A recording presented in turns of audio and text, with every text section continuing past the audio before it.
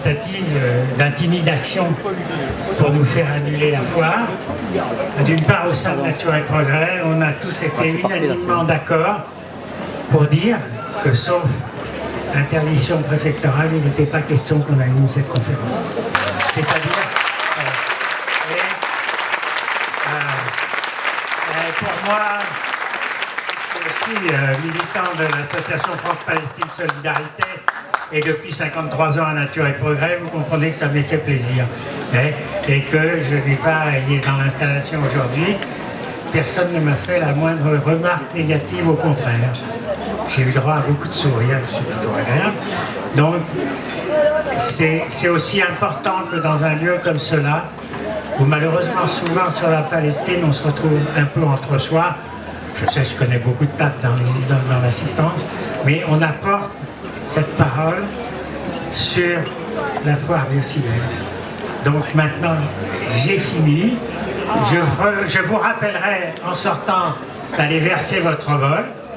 On ne fera pas la quête, c'est pas notre genre, mais vous avez des troncs et on en a besoin. Et merci Pierre et merci Sarah d'être venus.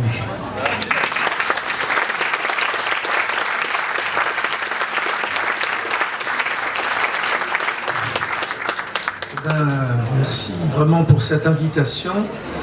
Comme cette conférence a été précédée par des tentatives d'intimidation, il est normal que nous présentions qui nous sommes. Donc Sarah Katz et Pierre Stamboul, nous sommes juifs. Elle avec un père venu de Roumanie vers 1930, moi avec des parents venus de Bessarabie en 1938. Nos parents ont été résistants pendant la Deuxième Guerre mondiale. Ma famille maternelle a quasiment disparu, sauf ma mère. Mon père a été membre du groupe Manouchian, a été déporté à Buchenwald. Et sa femme de l'époque a disparu à Auschwitz. Nous appartenons à l'Union juive française pour la paix, une association qui a été créée il y a maintenant 30 ans. Et nous sommes une association juive antisioniste, et antisioniste parce que juive, parce que pour nous, le sionisme est bien sûr avant tout un crime contre la Palestine, mais c'est une injure à notre histoire, à notre mémoire, à notre identité, et c'est en plus une idéologie, d'un point de vue juif, totalement suicidaire. Sarah a vécu 2 ans à Gaza, moi j'y suis allé 2 fois, donc c'est essentiellement de Gaza et de l'agriculture à Gaza que nous allons vous parler.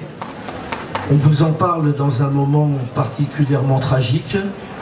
Le véritable chiffre des morts depuis le début du génocide, le 7 octobre 2023, est probablement déjà supérieur à 100 000. Il y a eu à Gaza plus de journalistes tués que pendant les 2 dernières guerres mondiales, la guerre du Vietnam et la guerre de Yougoslavie réunies. Les hôpitaux ont été rasés, les dirigeants israéliens ont tous, et leurs supplétifs français, ont tous déclaré qu'il n'y avait pas d'innocents à Gaza et ils ont appelé ouvertement à tuer les femmes et les enfants. Les enfants paient un prix absolument effroyable à ce génocide et on en est nettement plus maintenant de 50 000 enfants morts ou blessés à Gaza, sans compter tous les orphelins. Et aujourd'hui, on est dans une phase qu'on aurait cru totalement impossible au XXIe siècle, c'est l'organisation de la famine. Et nous, en tant que juifs, on peut vous dire que les images que nous recevons presque quotidiennement de notre représentant à Gaza, ça nous rappelle les images que les Alliés ont retrouvées dans les camps d'extermination nazis au moment de la libération. Que ça soit possible, c'est quelque chose dont on aurait espéré que ce soit inimaginable. Gaza, c'est un tout petit territoire, 365 km², donc c'est en gros 15 à 20 fois plus petit que le Tarn.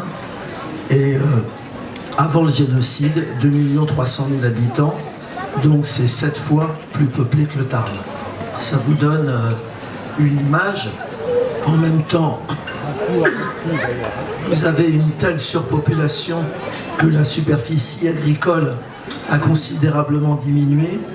On en était en 2016, lors de notre dernier voyage, à environ un peu plus de 20% de la superficie agricole à Gaza, et en particulier pas toujours d'un seul tenant, c'est-à-dire qu'il y a aussi des terres qui sont cultivées entre les habitations. Gaza a été incroyablement diffamé, et je le dis avec force, les médias français, la majorité des dirigeants politiques français portent une responsabilité majeure dans ce génocide. On enseignera bientôt qu'il y a eu un génocide à Gaza, comme on enseigne qu'il y a eu le génocide contre les Juifs, contre les Arméniens ou contre les Tutsis, mais on devra enseigner qui sont les responsables, et les responsables, ils sont ici, ils sont dans tous ceux qui ont parlé de « approuvez-vous l'attaque terroriste du Hamas ?» C'est pas ça Gaza.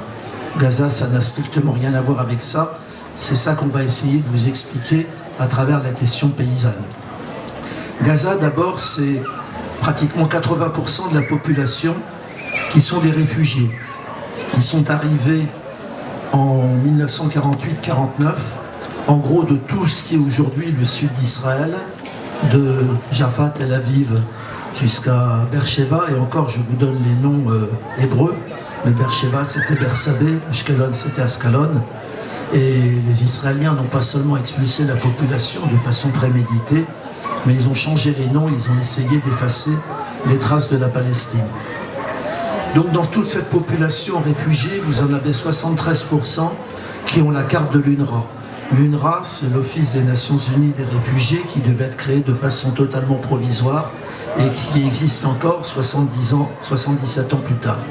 L'UNRWA assure pour les Gazaouis, mais comme pour tous les Palestiniens, l'éducation, la santé et l'alimentation.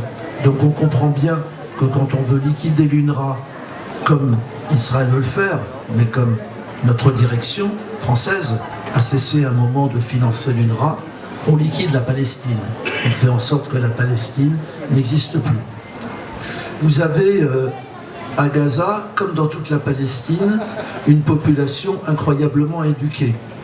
En Égypte voisine, 35% de la population est illettrée, et pour avoir traversé le Sinaï et avoir été contrôlé par une armée d'illettrés, vous vous en rendez compte. Et vous avez à Gaza, comme dans toute la Palestine, à peine 1% d'illettrés. Vous avez un effort considérable de toute la population et dans toutes les couches sociales de la population, parce que Gaza est aussi une société stratifiée. Vous avez un effort incroyable d'éducation. L'école, que ce soit l'école de l'UNRWA ou l'école du gouvernement, est gratuite, en gros du CP au bac, mais les familles se saignent avant pour organiser le préscolaire et le périscolaire. Vous avez un nombre incroyable de petites associations qui l'assurent. Et après le bac, pour assurer l'université, en 2016, il y avait 100 000 étudiants dans 6 universités, et avec 21 000 diplômés chaque année, et une réussite scolaire et universitaire des filles et des femmes supérieure à celle des hommes.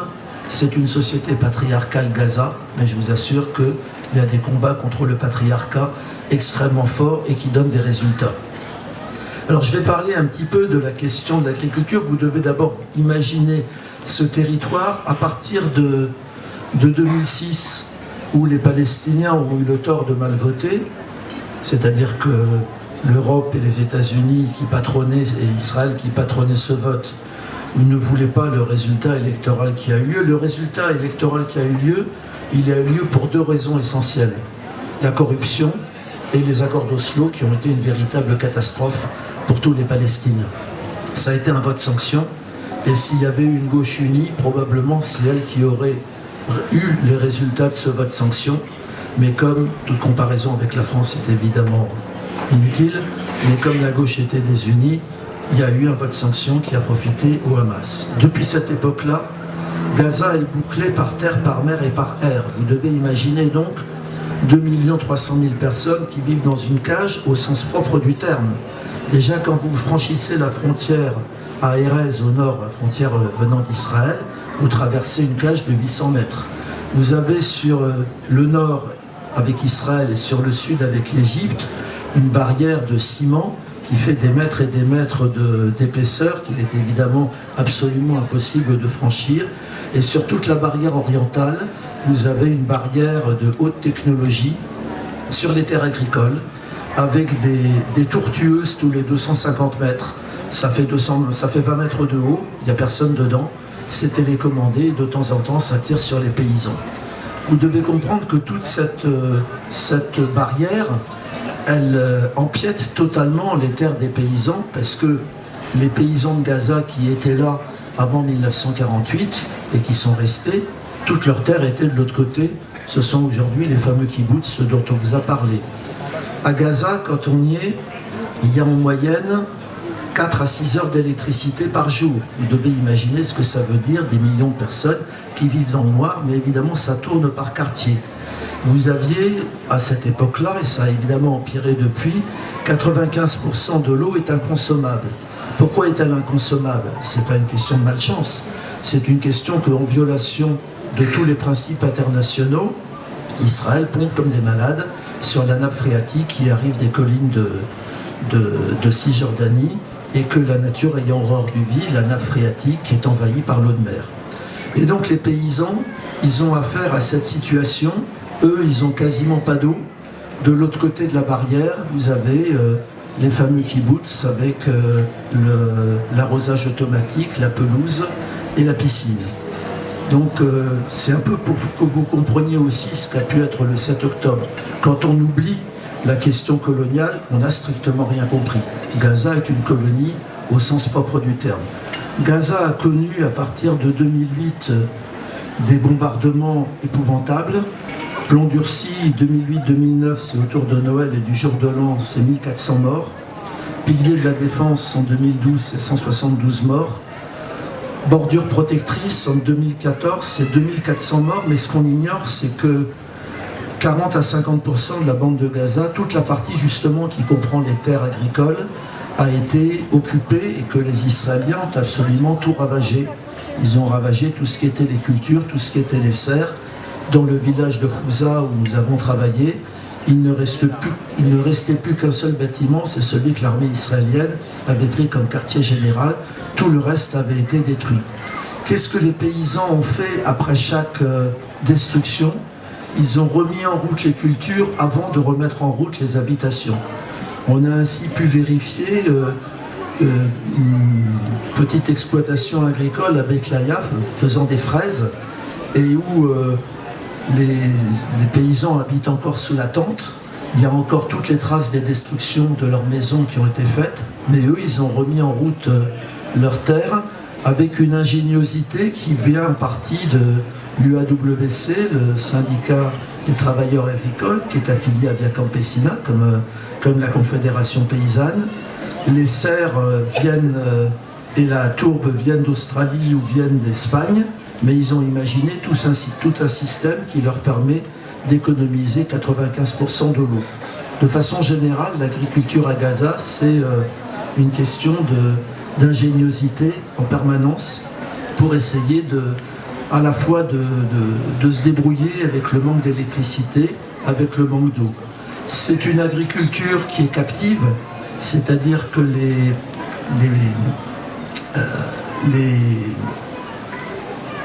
chenilles, mais ce qu'il y a avant, les graines, viennent évidemment d'Israël, qui vend souvent des saloperies, qu'ils empoisonnent souvent leurs terres, parce que chaque fois qu'ils voient des ravageurs, ils veulent mettre des produits qui en général sont interdits en Israël et qui empoisonnent un petit peu plus la terre.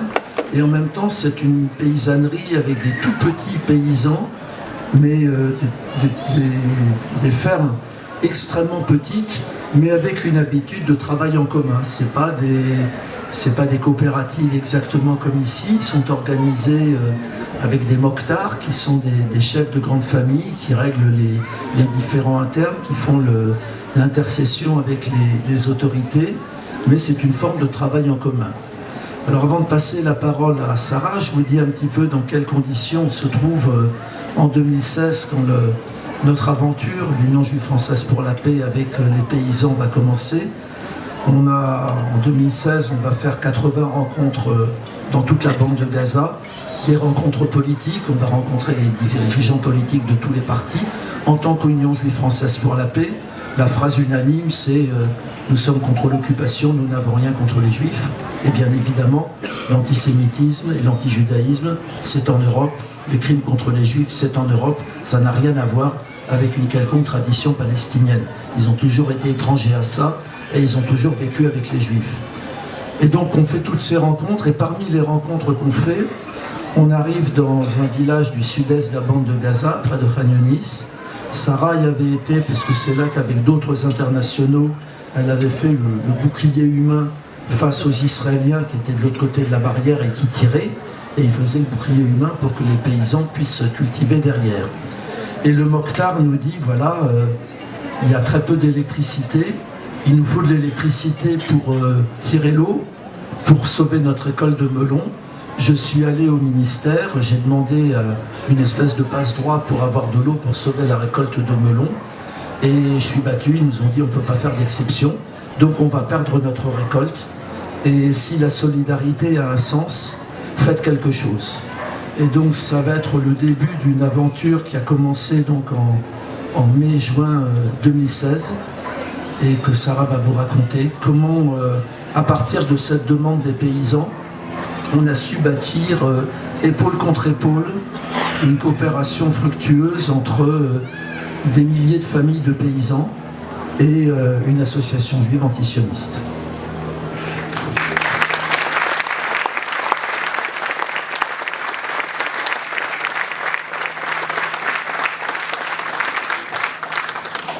Alors Pierre a balisé très clairement le paysage.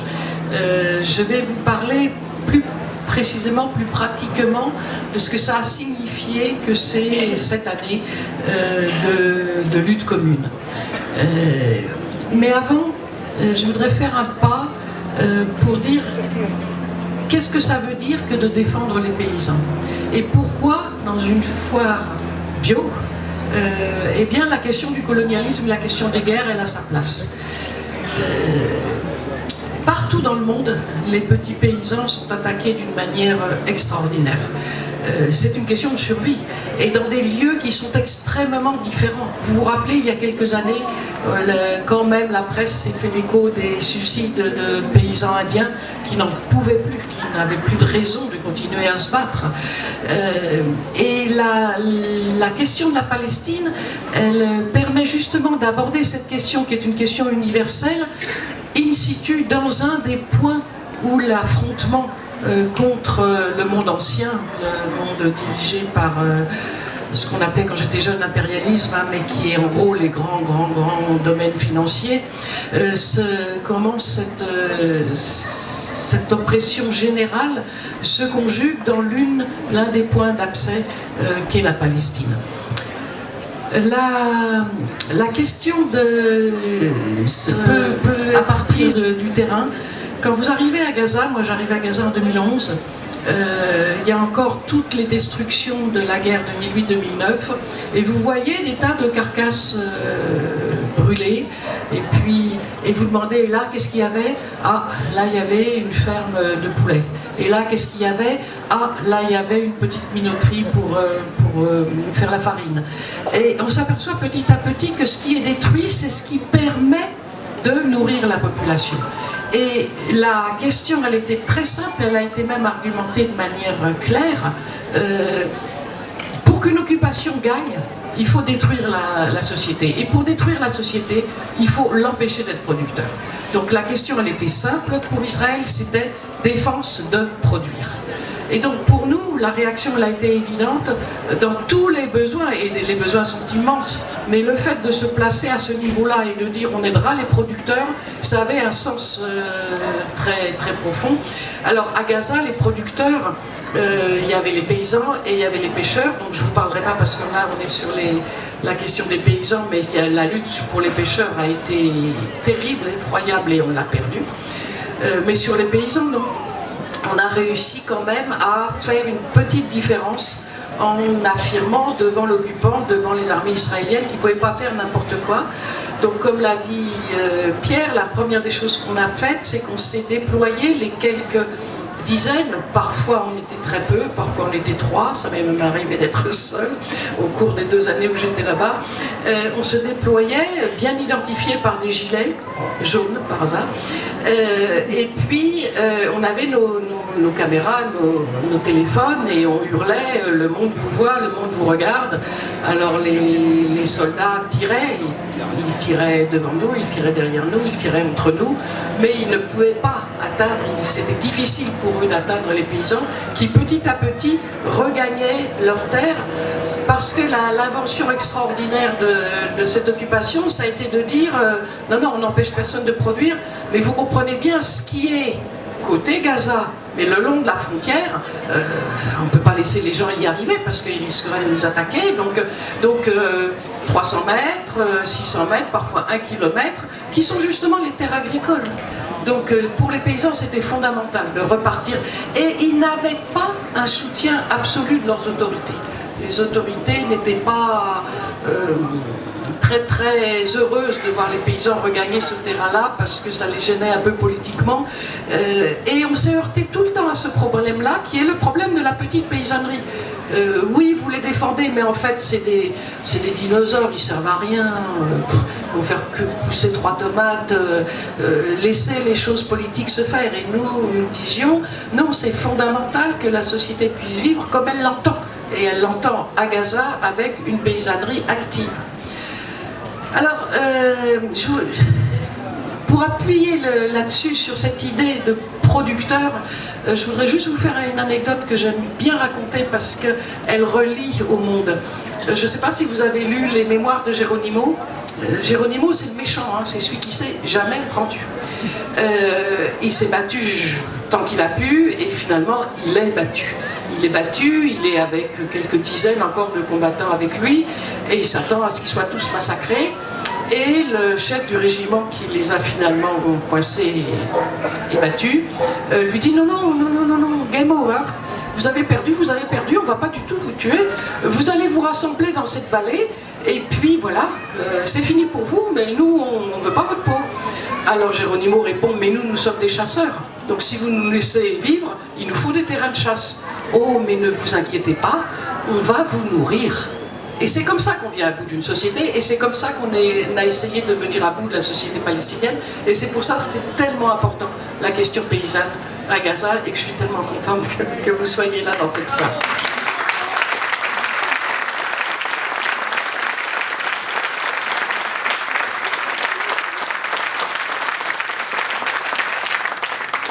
Alors je vais énumérer très rapidement, parce que après ce sera mieux qu'on parle ensemble, que vous ayez... Qu'est-ce qu'on a appris en 8 années de ce combat? D'abord, on était totalement déboussolés. Bon, l'Union juive française pour la paix, c'est une organisation politique.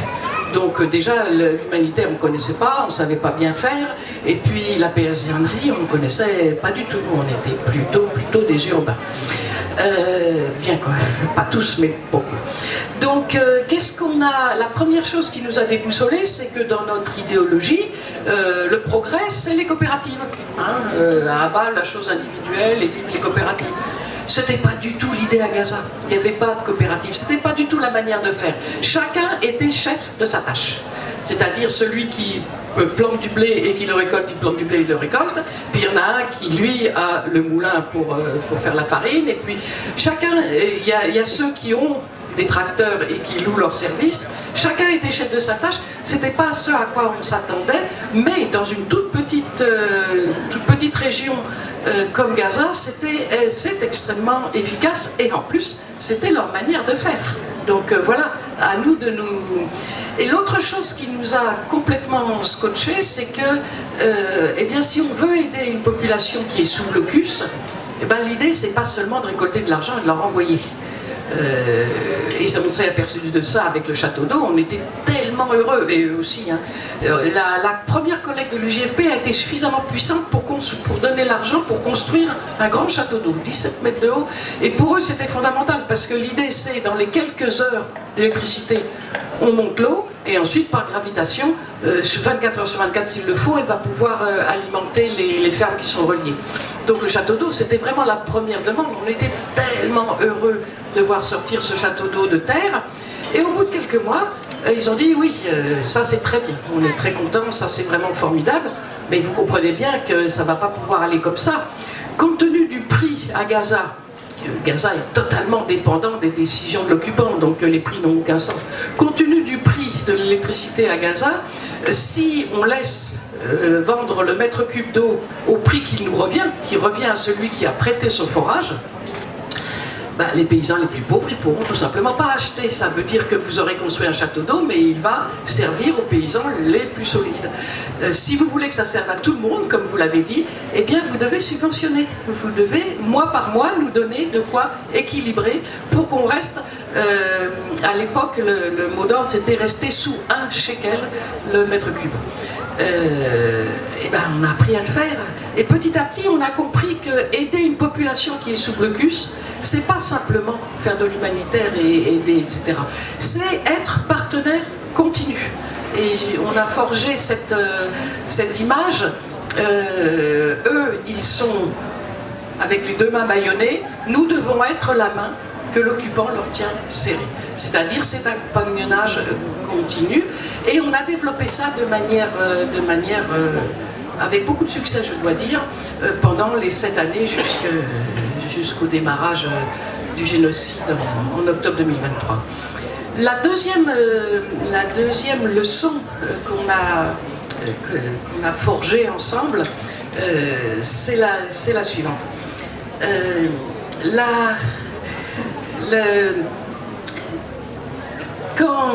Quand les paysans commencent à s'occuper et à dire on aurait besoin de ceci, on aurait besoin de cela, très spontanément ils se rassemblent pour discuter entre eux. Et au départ, les idées qui fusaient ne correspondaient pas à ce que nous on attendait. Et en particulier, il n'y avait qu'un mot contre les négociants. Ça, on était très près de la jacquerie, on sentait une haine des négociants parce que le paysan, après évidemment, moi j'arrive en 2011, hein, le blocus est depuis 2006, 2007, il n'y a plus d'argent dans les fermes, c'est fini, plus personne, donc tout se fait en achetant à crédit et en remboursant au moment de la récolte. Et cette dépendance envers les négociants, parce que je te donne ou je te donne pas, tu prends ce que je te donne, était devenue totalement insupportable. Et les paysans se rendaient très bien compte, c'est des maraîchers hein, pour l'essentiel, se rendaient très bien compte que les produits qu'on leur vendait semblaient de plus en plus inefficaces. Et la première idée qui leur est venue, c'est ils trichent, ils diluent les produits. Vous voyez bien, avant je pouvais faire une pulvérisation par culture, il y a deux saisons de culture à Gaza, et maintenant si j'en fais pas 3, c'est comme si j'avais rien fait quoi. Ils mettaient et puis à force de discuter entre eux, petit à petit, la compréhension entre eux est venue de dire mais en fait c'est parce qu'on empoisonne notre terre. On l'a tellement imbibé de produits qui en plus sont pour l'essentiel des produits qui étaient interdits. Israël se sert de Gaza comme d'un dépotoir et était vendu comme pesticides à Gaza des produits qui étaient interdits par exemple en Europe. Donc ils n'auraient pas pu vendre en Europe. Mais là, il n'y avait pas le choix. Tu prends ce que je te donne ou tu n'as rien. Donc, et ils étaient arrivés, il y avait eu des discours extrêmement, des paroles extrêmement fortes. Je me souviens d'un paysan qui disait, on a le choix. Hein. Soit on est les bras croisés et on regarde les ravageurs manger nos récoltes, soit on empoisonne la terre, nous et nos consommateurs. Et comment on peut faire contre ça? Et il y a eu tout un moment, on appelait ça les ateliers, à travers toute la bande de Gaza. Ah oui, je fais une parenthèse, hein, à propos de ceux qui disent mais c'est parce qu'ils ne peuvent pas s'entendre, vous comprenez, des juifs et des arabes, ça ne peut pas. Dans la bande de Gaza, on avait réussi à avoir suffisamment d'argent pour qu'ils puissent louer un agronome à mi-temps et une voiture. Et donc ils répondaient, il y avait un numéro de téléphone et quand les paysans étaient face à une question sur leur champ, ils appelaient et la voiture. Ce qui veut dire que pendant 3 ans, sur l'ensemble de la bande, hein, les 40 km de long sur 10 km de large, il y avait une voiture qui sillonnait avec un agronome à l'appel. Et comme Union juive française pour la paix, c'est pas un titre très glamour et ça tient pas bien sur une voiture. Les copains avaient écrit en gros Union juive, et puis un petit Française pour la paix. Et cette voiture Union juive a sillonné entièrement les régions agricoles de Gaza sans aucun problème pendant 3 ans. Ce n'est pas du tout une question de les uns contre les autres. C'est une question à l'idée suivante. On va pas pouvoir, c'est pas possible parce que Gaza est tellement pauvre, tellement contraint. On ne peut pas penser à passer d'un système à un autre comme ça. Mais on pourrait commencer à faire des expériences. C'est-à-dire que des paysans qui seraient volontaires, des maraîchers qui seraient volontaires, ils dégageraient une partie. Il faut voir, hein, c'est des tout petits lopins. Hein. Pierre va nous dire ça tout de suite parce que moi je m'embrouille à tous les coups. Mais en gros, de 2 hommes en moyenne. C'est-à-dire 0,2 hectares en moyenne. Donc c'est des choses toutes petites. Ils étaient tout à fait prêts à choisir une partie de ce tout petit terrain et là de mener tranquillement des expérimentations pour voir qu'est-ce qui marche, qu'est-ce qui ne marche pas, qu'est-ce qui correspond au sol, qu'est-ce qui ne correspond pas, etc. Et donc ce qui était en train de naître, c'est l'exact inverse de ce qui se passe en général et de ce qui est en train de se passer lorsque les gens envisagent que peut-être on ne tuera pas tous les Gazaouis et donc il y aura un moment de reconstruction. C'est-à-dire que pour modifier quelque chose, pour modifier un système de production, un système agricole, il faut que ça parte des paysans eux-mêmes. Ça ne peut pas être des gens qui vont venir examiner les sols, les analyser à New York et leur dire il faut faire ceci ou cela. C'est forcément les 2 pieds dans la terre que les solutions d'un problème qui est effroyable. Hein. Vous avez une terre qui a été abreuvée de produits dégueulasses pendant des dizaines d'années. Comment on fait pour faire évoluer le système de culture? Donc c'est la deuxième leçon fondamentale. Il n'y a pas de solution technique à un problème technique. Cette solution elle est forcément sociale et elle passe par les gens eux-mêmes. Et ce sont les Gazaouis eux-mêmes qui pourront trouver les solutions. Et ça c'est très important parce que si vous regardez ce qui se dit actuellement, même les gens pleins de bonne volonté, hein, on va faire un État, non on va en faire 2, non on va faire ceci, on va faire cela, peut-être il vaudrait mieux que ce soit l'autorité palestinienne qui arrive, non il vaut mieux que ce soit ceci. Les seuls qu'on n'interroge pas c'est les Gazaouis. Les seuls à qui on ne dit pas mais comment voulez-vous vous organiser, c'est eux-mêmes. Donc voilà, les 2 leçons essentielles que je voulais donner devant vous, c'est ça. C'est aider, ça veut dire être des partenaires réellement. Ce n'est pas, je vous donne un peu d'argent puis après je vais faire autre chose. C'est vraiment, on considère qu'on est partie prenante de ce travail et 2, la parole, l'effort, l'intelligence, les essais, ils sont du côté des gens qui sont sur place, ils ne sont pas du côté de ceux qui raisonnent, même s'il y a des biologistes formidables à New York et ailleurs, hein, c'est pas la question, mais voilà, c'est pas eux qui sont sur le terrain, donc leur parole n'a de sens que si elle prend en compte ce que vont dire ceux qui vont le faire. Voilà, alors c'était un espoir très fort. Quand les bombardements ont déferlé et surtout les déplacements, hein, il faut bien voir ce que ça veut dire. Hein. Il y a des gens qui ont été maintenant en 20 mois déplacés une dizaine de fois, il faut bien voir. Hein. Vous commencez par quitter votre maison très souvent à pied, puis vous quittez votre tente, puis, au fur et à mesure vous perdez le peu que vous aviez, vous perdez aussi vos forces parce que la situation est très difficile. Donc au milieu de tous ces déplacements, la chose importante, c'est que le réflexe collectif, il n'a pas été oublié.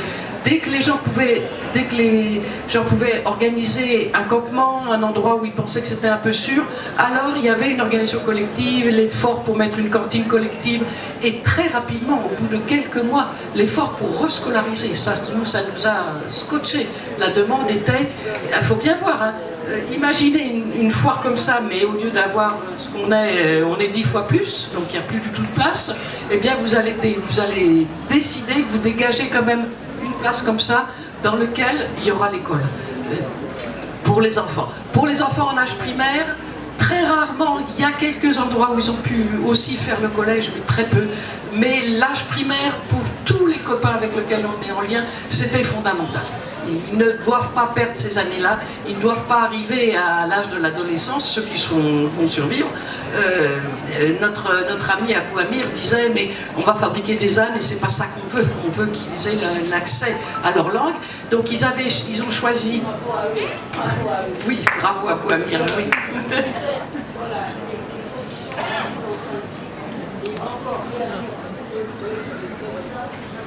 Oui, oui, absolument. Et donc, ils ont privilégié trois domaines. Cours d'arabe, évidemment, leur langue. Cours d'anglais, parce que le monde est à leur porte. Et cours de mathématiques, parce que ça forme les esprits et qu'à partir de là, on pourra apprendre d'autres choses. Et ça continue encore maintenant. Encore maintenant. Les paysans dont on est le plus proche, parce qu'on les connaît maintenant depuis presque 10 ans, ont été à nouveau chassés de leurs terres agricoles, à nouveau ils sont quasiment sur la plage, ils continuent de scolariser. Voilà donc ce que je voulais vous dire aujourd'hui, et puis maintenant la parole est à vous.